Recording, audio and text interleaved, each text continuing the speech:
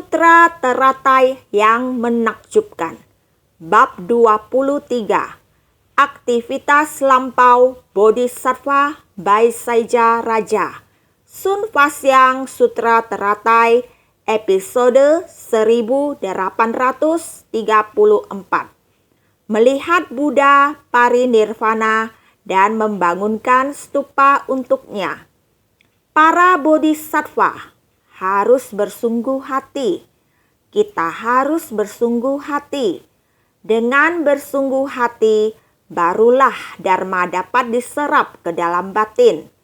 Hanya ketika Dharma diserap ke dalam batin, kita baru dapat menggunakannya dalam kehidupan sehari-hari. Ketika ada Dharma dalam kehidupan kita dan orang-orang dapat menerimanya, Dharma baru dapat benar-benar masuk ke dunia. Jadi, mohon semua orang dapat bersungguh hati. Pemberian dan penerimaan yang meninggalkan kesan di benak adalah ketika ada ketulusan dari pemberi dan perasaan sukacita dari penerima, disertai manfaat dari sepucuk surat. Dunia suci adalah dunia di mana mataharinya tidak pernah terbenam. Waktu yang dibutuhkan cahaya untuk mencapai bumi dari matahari adalah 8 menit. Ini adalah untuk berbagi dengan semua orang tentang perasaan. Ada yang merasa di dunia ini tidak terlepas dari saya memberi kepada kamu. Kamu menerimanya, ataupun kamu memberi kepada saya juga menerimanya. Baik itu pemberian kepada kamu atau kepada saya. Kita sebagai penerima, orang yang memberi harus dengan sangat tulus. Penerima juga harus bersukacita. Baru-baru ini, tahun 2020, di daratan Tiongkok terjadi bencana banjir.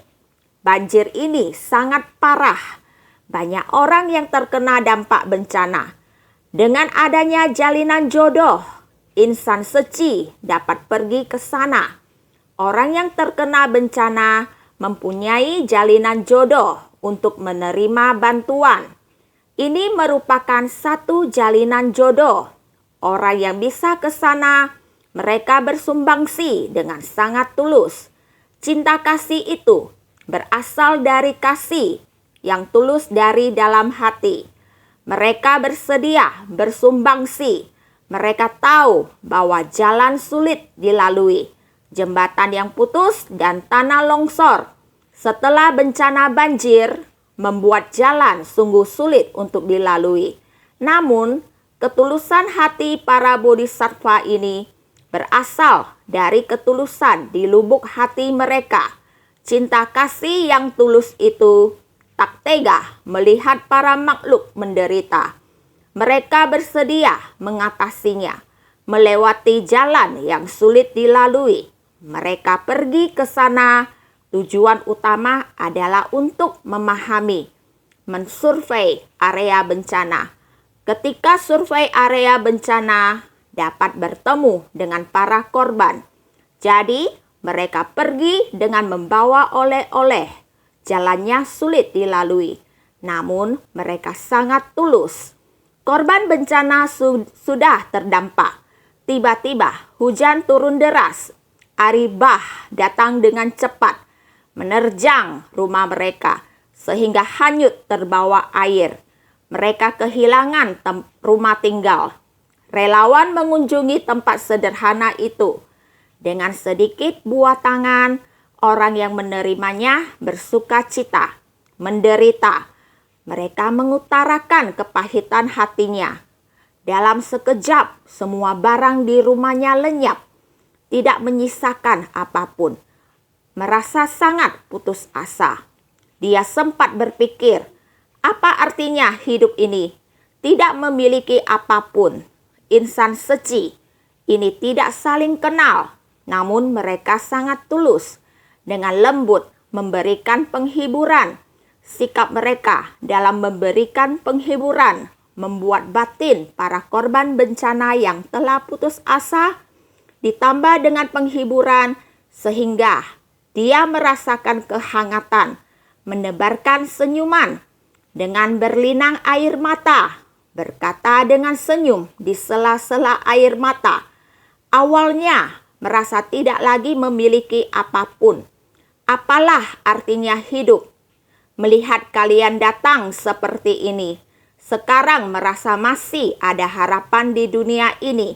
Sangat bersuka cita menerima bantuan tersebut karena tersentuh atas ketulusan pemberi dari dalam lubuk hatinya. Derita akibat kegelisahan dan kekhawatiran seketika terlepaskan. Masih ada harapan di dunia, maka mereka menerima dengan sukacita. Mereka tidak menerima banyak, tetapi mereka menerima sepucuk surat penghiburan dari Master. Ketika mereka melihat surat itu, seseorang membacanya keras-keras untuk mereka.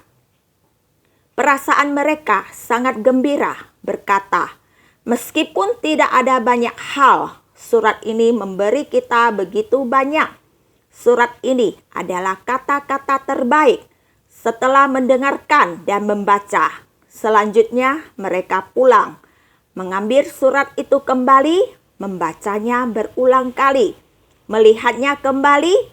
Perasaan yang mereka rasakan dari surat itu, manfaat yang dibawanya, menghibur hati mereka.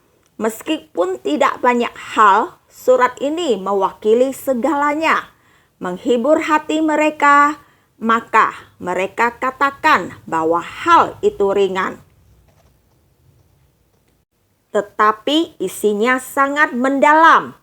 Perasaan mereka begitu mendalam, seperti belakangan ini, tahun 2020, sering melakukan daring, menggunakan teknologi, terhubung melalui jaringan dengan semua insan suci di seluruh dunia.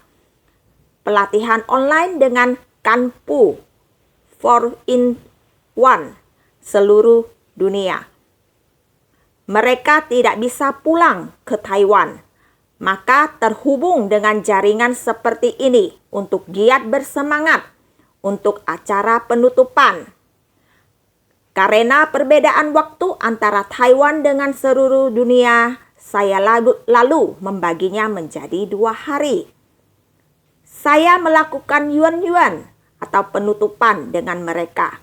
Dalam 2 hari, saya mendengarkan mereka bicara. Mereka sedang sharing mengenai kesan batin mereka terhadap mendengar Dharma. Di saat yang sama, juga sharing mengenai menggalakkan vegetarian.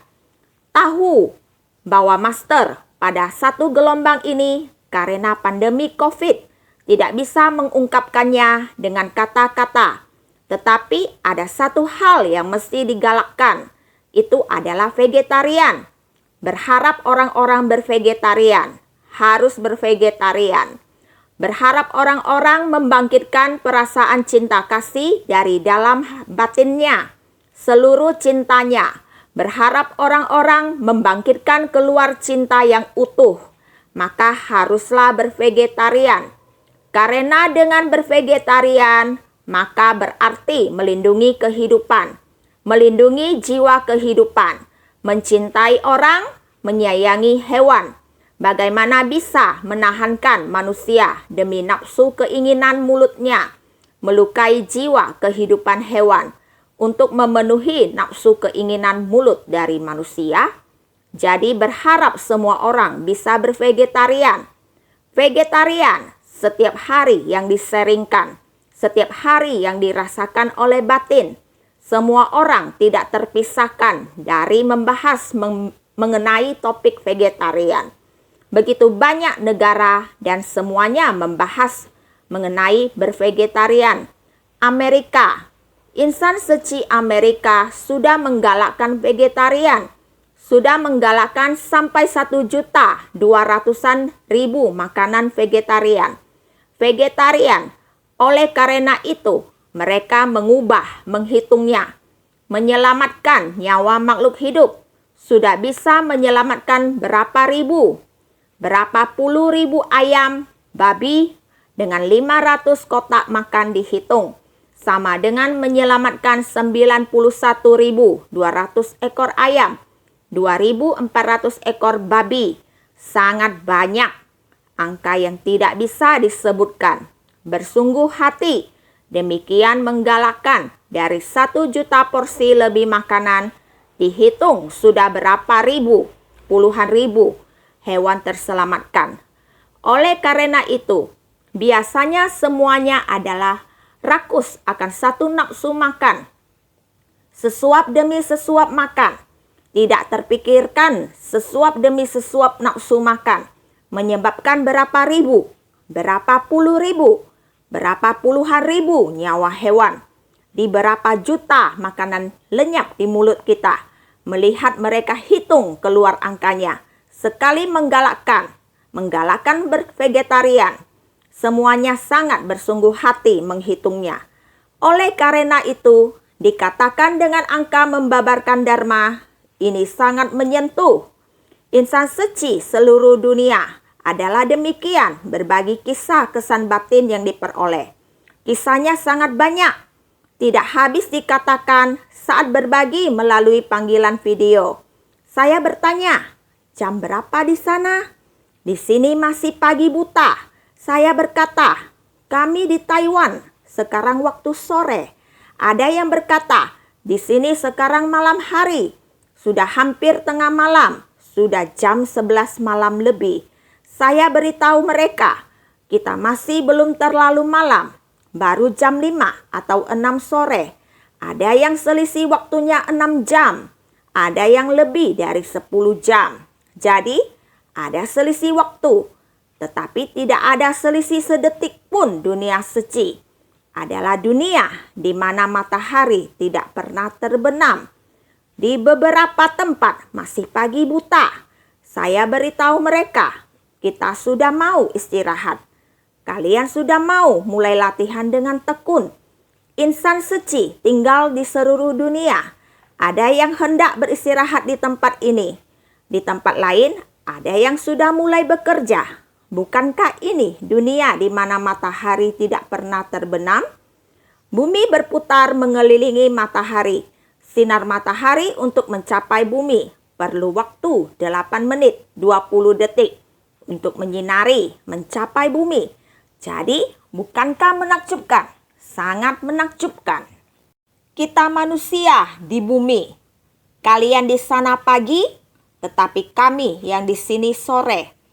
Atau kita katakan, oh, kalian di sana tengah malam, kami di sini siang. Bumi berputar, sinar matahari menyinari bumi. Waktu sekitar 8 menit. Dari sini kita bisa melihat bahwa alam semesta ini luas. Alam semesta dan angkasa sangat luas, jadi tidak terbatas. Bumi di alam semesta yang begitu luas sangatlah kecil. Dunia yang begitu kecil, terdapat berbagai jenis penderitaan yang berbeda. Ada tempat yang mengalami banjir. Banjir di Jepang sangat dahsyat. Rumah roboh, orang-orang terkubur. Juga banyak korban jiwa. Singkat kata, di bumi yang sama, orang-orang yang menderita terus-menerus mengalami penderitaan. Mereka yang memiliki cinta kasih terus-menerus berpikir, harus bagaimana, arah mana, jalan mana yang harus dijalankan. Kapan dan jalan mana yang dapat ditempuh sehingga material bisa diantar. Beberapa orang yang menderita tidak bisa keluar. Mereka yang dengan cinta kasih bisa masuk. Inilah yang disebut dunia. Dunia dengan banyak penderitaan. Bodhisattva akan melakukan apapun untuk pergi ke sana. Inilah yang disebut dunia. Saya melihat dan mendengarnya. Terhubung dengan Haiti. Seorang pendeta, Suci Olibras di Haiti. Dia adalah seorang pendeta, tetapi dia juga murid saya. Dia bertemu, terhubung secara virtual. Dia memulai dengan memperkenalkan dirinya sendiri. Saya murid Anda, Pendeta Suci Oli Bryce. Saya telah ke Taiwan 2 kali. Pertama kali berlindung, kembali ke Haiti untuk memikul tanggung jawab Seci, merawat ratusan orang lanjut usia di tempat itu. Dia sendirian merawat lebih dari 300 orang lanjut usia, orang tua yang sakit dan tak berdaya. Pada saat yang sama, dia mengurus puluhan sekolah, puluhan ribu anak-anak. Dia seperti semangat insan Seci pada masa celengan bambu, seperti semangat para biksu menerima dana makanan, pergi kemana-mana untuk menggalang dana. Dia juga perlu mendukung kehidupan lebih dari 10.000 anak, mengurus lebih dari 300 orang lanjut usia. Pendeta ini, Pendeta Suci Oli Bryce, juga merupakan insan Seci. Cinta kasih ini, batin seseorang membangkitkan sebersit niat pikiran, mengubah sebersit niat, membuka pikirannya terhadap agama, dengan ini melakukannya. Interaksi antar insan Seci, interaksi semacam ini, meskipun Seci tidak menyuruh, untuk terlebih dahulu berlindung sebelum menjadi relawan, tidak ada. Kita semua dari berbagai agama bertanggung jawab atas urusan Seci. Seperti Hu Guangzhong di Turki, dia adalah seorang Muslim yang taat. Seperti biasa, banyak orang di Turki adalah insan Seci, seperti Profesor Juma dan lain sebagainya.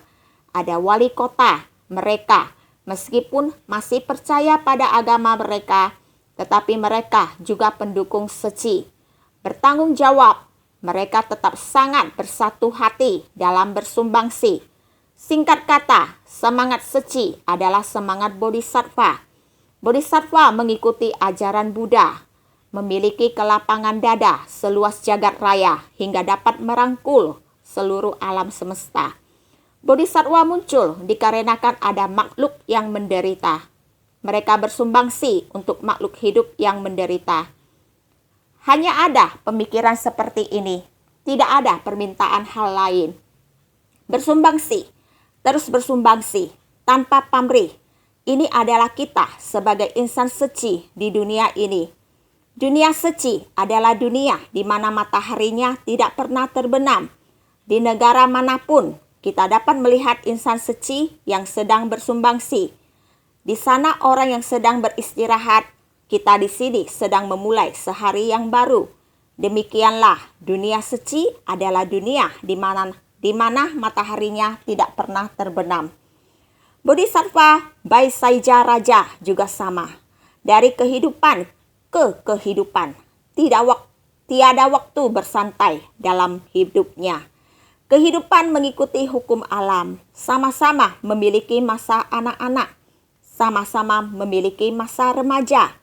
Dia datang kembali dari masa anak-anak, dewasa, tua, hingga setelah melalui masa kehidupannya.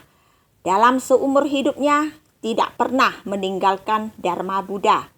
Setelah kehidupan ini selesai, jalinan jodoh telah usai, tubuh telah lapuk, kemudian pergi dan berganti jasmani, bermanifestasi dan datang kembali. Kehidupan lalu telah selesai, di kehidupan ini bermanifestasi kembali. Masih sama, tidak henti-henti, masih sama.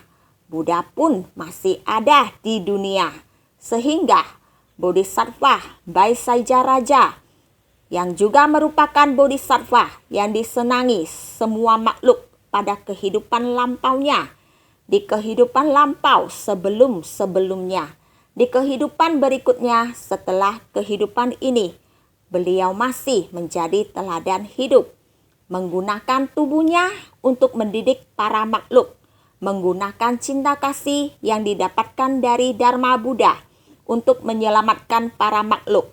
Inilah semangat dari para Buddha dan Bodhisattva. Datang, kembali, selalu berputar seperti itu. Tidak pernah beristirahat. Inilah jalan Bodhisattva yang abadi. terus-menerus datang dan kembali tanpa henti. Maka di ladang pelatihan kali ini, kehidupan lampau Bodhisattva Baisaja Raja, yaitu Bodhisattva Sarvasattva Priyadarsana, berada di ladang pelatihan Buddha Chandra Vimala Surya Prabhasa Sri. Bodhisattva Baisaja Raja sekarang berada di ladang pelatihan Buddha Sakyamuni. Buddha menyampaikan bahwa di masa lampau, Buddha Chandra Vimala Surya Prabhasa Sri, Bodhisattva Sarvasattva Priyadarsana, mereka adalah hubungan guru dan murid. Buddha dan Bodhisattva bersama dan saling belajar. Bagaimana menerima Buddha Dharma, bagaimana memberi manfaat kepada para makhluk, bagaimana datang kembali. Demikian, dalam 2 masa kehidupan, Buddha masih ada dan menunggu. Buddha Chandra Vimala Surya Prabhasa Sri sampaikan, saya sebentar lagi akan memasuki parinirvana. Kamu sudah pulang, datang kembali. Saya sebentar lagi akan memasuki parinirvana. Kamu harus mulai mewariskan ajaran Dharma. Dia lanjut, jodoh saya di dunia ini telah selesai. Jodohmu yang akan melanjutkan. Kondisi sebab dan jodoh seperti ini tak henti-henti saling menyambung, tak henti-henti menitipkan para makhluk di dunia saha ini. Buddha menitipkan ke Bodhisattva. Bodhisattva segera menyambut, saling mewariskan Dharma tersebut. Kita harus sangat paham dan sangat yakin dengan hal ini. Naskah sebelumnya menjelaskan, engkau seharusnya membuat relik ini tersebar ke dunia dan diberikan persembahan secara meluas. Engkau hendaknya membangunkan beberapa ribu stupa untuknya. Demikianlah sesudah Buddha Chandra Vimala Surya Prabhasa Sri memberikan instruksi kepada Bodhisattva Sarvasattva Priyadarsana, lalu memasuki parinirvana pada bagian akhir dari separuh malam. Bab 23, aktivitas lampau Bodhisattva Baisaja Raja. Inilah yang dipercayakan Buddha Chandra Vimala Surya Prabhasa Sri kepada semua makhluk bergembira dalam melihat, sekarang setelah Anda kembali, saya akan mempercayakan Dharma kepada Anda. Saya akan memasuki parinirvana. Inilah yang dijelaskannya. Jadi, dia berkata, Anda harus ingat untuk mewariskan Dharma. Selain itu, jika saya memasuki parinirvana, Anda harus meletakkan sarira di dalam stupa, sehingga sarira tersebut telah berada di dunia ini untuk berfungsi sebagai kesaksian. Inilah yang dibahas dalam bagian sutra sebelumnya. Jadi, demikianlah sesudah Buddha Chandra Vimala Surya Prabhasa Sri memberikan instruksi kepada Bodhisattva Sarvasattva Priyadarsana, lalu memasuki parinirvana pada bagian akhir dari separuh malam. Bagian sutra berikutnya berlanjut. Pada ketika itu, Bodhisattva Sarvasattva Priyadarsana menyaksikan Buddha mencapai parinirvana, merasa sedih dan duka, memikirkan dengan penuh kerinduan kepada Buddha. Kemudian menggunakan kayu cendana Urugasara sebagai bahan bakar, sebagai persembahan pada tubuh Buddha dan mengkremasi tubuhnya. Bab 23, aktivitas lampau Bodhisattva Baisaja Raja. Buddha Chandra Vimala Surya Prabhasa Sri memasuki parinirvana. Dia mempercayakan pemakamannya kepada Bodhisattva Sarvasattva Priyadarsana. Kemudian Bodhisattva Sarvasattva Priyadarsana untuk mengikuti petunjuk Buddha dalam mengurus pemakamannya. Pada ketika itu, Bodhisattva Sarvasattva Priyadarsana menyaksikan Buddha mencapai parinirvana. Pada ketika itu, Bodhisattva Sarvasattva Priyadarsana melihat Tathagata memasuki parinirvana dan selanjutnya membangunkan stupa. Pada ketika itu, Bodhisattva Sarvasatva Priyadarsana melihat Tathagata memasuki parinirvana dan selanjutnya membangunkan stupa. Sesuai dengan pesan yang diamanahkan, merasa sedih dan duka, memikirkan dengan penuh kerinduan pada Buddha. Sedih karena merasa para makhluk kehilangan guru pembimbing dunia dan pelita yang menerangi jalan. Makanya perasaan sedih bercampur aduk dengan keterharuan, mengingat dengan berterima kasih dan merenungkan secara mendalam akan budi kebajikan dari Buddha, sehingga merasa berduka dan merindukan Buddha. Merasa sedih dan duka, memikirkan dengan penuh kerinduan pada Buddha. Demikian pula Buddha dan Bodhisattva juga mempunyai perasaan saat Buddha Candravimala Surya Prabhasa Sri Parinibbana, Bodhisattva Sarvasatva Priyadarsana, walaupun mengurusi hal-hal terakhirnya, namun masih juga sama, merasa sedih dan duka, memikirkan dengan penuh kerinduan pada Buddha. Sungguh menyedihkan. Ini adalah hubungan perasaan antara guru dan murid, hubungan perasaan antara Buddha dan Bodhisattva. Buddha sudah parinibbana, Bodhisattva juga akan bersedih, merasa sedih dan duka, memikirkan dengan penuh kerinduan pada Buddha. Hati juga sangat merindukan, maka sedih karena merasa para makhluk kehilangan guru pembimbing dunia. Sedih yang dirasakan Bodhisattva ini bukan sedih yang dikarenakan perasaan pribadi. Ini dikarenakan jika Buddha parinibbana, makhluk di alam ini menjadi kehilangan guru pembimbing.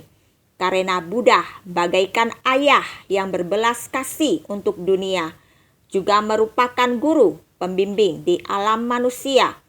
Buddha sudah parinibbana, ayah yang berbelas kasih untuk dunia, guru pembimbing di alam manusia sudah terpadamkan. Bagaikan sebuah pelita di dunia, satu api besar sudah terpadamkan. Bagaikan lampu penerangan untuk penerangan jalan telah dipadamkan. Inilah yang disedihkan oleh Bodhisattva Sarvasatva Priyadarsana demi kehilangan dari semua makhluk. Selain itu, karena demikian, perasaan sedih bercampur aduk dengan keterharuan, mengingat dengan berterima kasih dan merenungkan secara mendalam akan budi kebajikan dari Buddha. Beliau sendiri juga diliputi oleh rasa syukur dan perenungan yang mendalam, terharu, dan terus mengenang masa lampau, serta hatinya senantiasa memikirkan hal itu. Maka dari itu, ia merenung dan mengingat dengan penuh rasa syukur akan budi kebajikan dari Buddha. Inilah Bodhisattva Sarvasatva Priyadarsana. Itulah ungkapan hati dan pikiran terdalamnya sendiri. Kini Buddha telah tiada, telah pergi meninggalkan dunia ini, sehingga Bodhisattva pun tetap menyimpan kesedihan yang mendalam di dalam hati. Merenungkan secara mendalam, terus memikirkan budi kebajikan Buddha di masa lampau, sehingga merasa berduka dan merindukan Buddha. Hatinya masih enggan melepaskannya.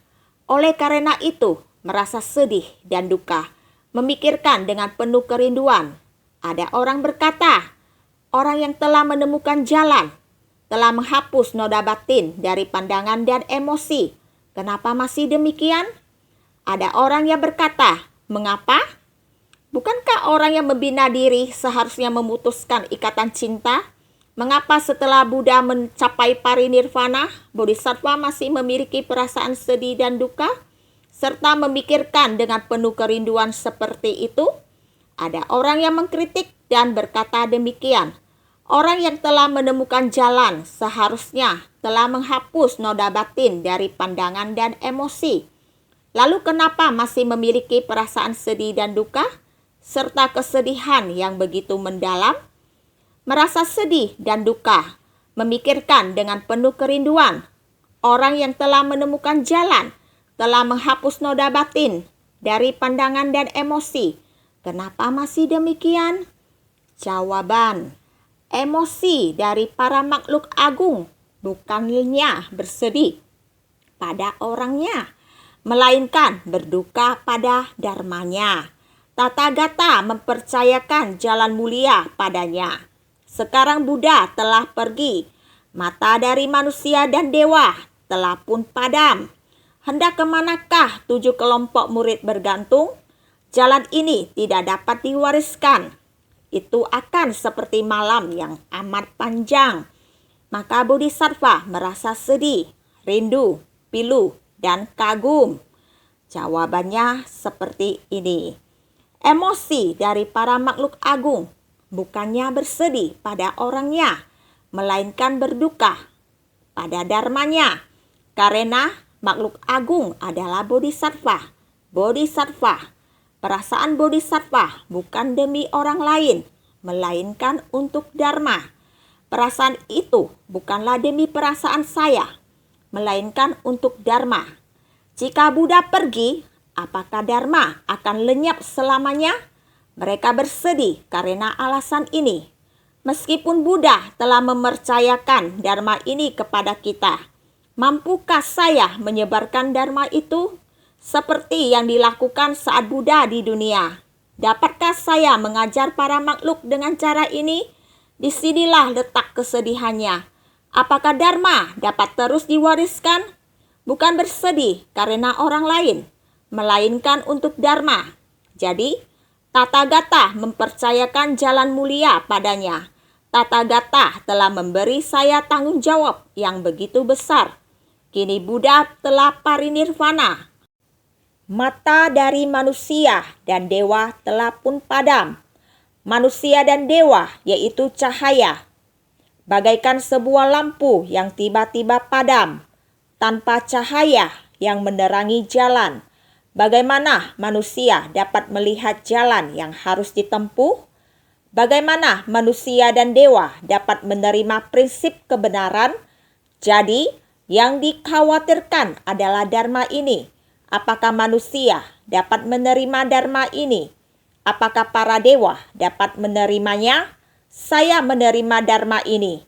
Apakah saya ada cara untuk mengajarkannya? Apakah mereka akan mendengarkan saya? Inilah dharma. Meskipun ada dharma seperti ini yang dibabarkan, orang yang membabarkan dharma memiliki kebijakan seperti ini. Apakah bisa diterima orang?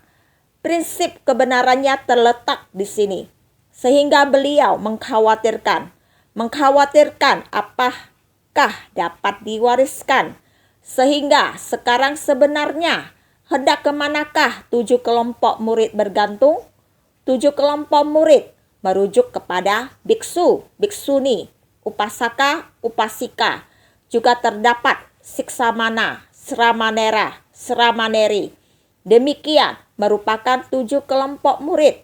Kemanakah kelompok ini bergantung? Sehingga itu akan seperti malam yang amat panjang. Malam yang amat panjang mengumpamakan malam yang panjang, sehingga perasaan rindu dari bodhisattva, yakni menyayangkan, rindu dan terluka di atas kepergian Buddha. Ini adalah rasa sakit dan rindu di dalam batin. Buddha telah parinirvana. Ini adalah untuk dunia dan untuk dharma. Jika dharma hilang, apa yang akan terjadi dengan dunia ini? Ini merujuk kepada Bodhisattva Sarvasatva Priyadarsana, mengurus perihal Buddha Chandra Vimala Surya Prabhasasri. Gambaran dari kondisi batinnya, kita harus jelas mengenai hal ini. Kemudian menggunakan kayu cendana Urugasara sebagai bahan bakar. Kayu cendana Urugasara adalah kayu cendana kepala kerbau. Menumpukkan dupa ini untuk membakar jasad dari Tathagata Chandra Vimala Surya Prabhasasri. Meskipun batinnya tidak rela, beliau tetap harus melakukan tugas selanjutnya. Maka Kemudian menggunakan kayu candana urugasara sebagai bahan bakar. Beliau pergi untuk mengatur, untuk menggunakan wewangian terbaik dan kayu bakar unggul. Ini merujuk kepada dupa, bahan baku dari dupa tersebut. Semua orang tahu. Dupa cendana dari tepi laut ini, kita pernah membahas ini sebelumnya, adalah bahan dupa yang langka. Kayu cendana juga sama, adalah kayu cendana yang sangat berharga. Semua wewangian ini, ketika semua bahan wewangian ini dikumpulkan untuk melakukan kremasi terhadap Buddha Chandra Vimala Surya Prabhasasri, yang artinya kremasi, juga merujuk kremasi sebagai persembahan pada tubuh Buddha dan mengkremasi tubuhnya. Menggunakan dupa sebagai kayu bakar untuk mengkremasi Buddha. Ini merupakan kekuatan cinta kasih, yaitu cinta kasih, kebijaksanaan dan cinta kasih, mengasihi Buddha, penghormatan kepada Dharma, Buddha dan Bodhisattva tersebut. Bodhisattva, Sarva, Sattva, Priya, Darsana, sukacita bersama semua makhluk. Ketika itu, perasaan tersebut setelah lewat mendeskripsikan bagaimana Dharma tersebut diwariskan. Setelah itu, masalah telah terselesaikan. Selanjutnya, bagaimana menyimpan reliknya masih perlu dipikirkan, sehingga niat pikiran ini tidak terlepas dari perasaan, juga tidak terlepas dari Dharma yang akan diwariskan. Kondisi batin ini tentu saja hubungan di dunia selamanya tidak akan putus. Walaupun Buddha dan Bodhisattva, makhluk berperasaan itu lebih dekat, berperasaan yang sadar merupakan selamanya. Dengan kita manusia awam, perasaan terhadap makhluk hidup berbeda. Para makhluk, perasaan manusia awam yaitu cinta kasih, dendam, berperasaan, rasa dendam, dan juga pragmatis. Ini dalam kehidupan dan kematian. Kondisi berperasaan telah dalam masa kehidupan ini telah putus. Yang terbawa adalah dendam atau cinta kasih, balasan karma yang menjadi beban dalam perasaan manusia awam. Tetapi perasaan Buddha dan Bodhisattva yang berkesadaran, saya akan pergi meninggalkan Dharma ini akan dititip ke kamu. Kamu harus bertanggung jawab, tetapi saya akan kembali untuk bertukar. Bertukar. Buddha terus menerus. Bodhisattva di dunia saling bergantian. Ini harus dipahami setiap orang. Setiap orang menerima Dharma. Menerima Dharma, mewariskan Dharma, menerima ajaran, dan memberi pengajaran dan membimbing para makhluk. Ini merupakan tanggung jawab setiap orang. Sehingga senantiasa harus lebih bersungguh hati.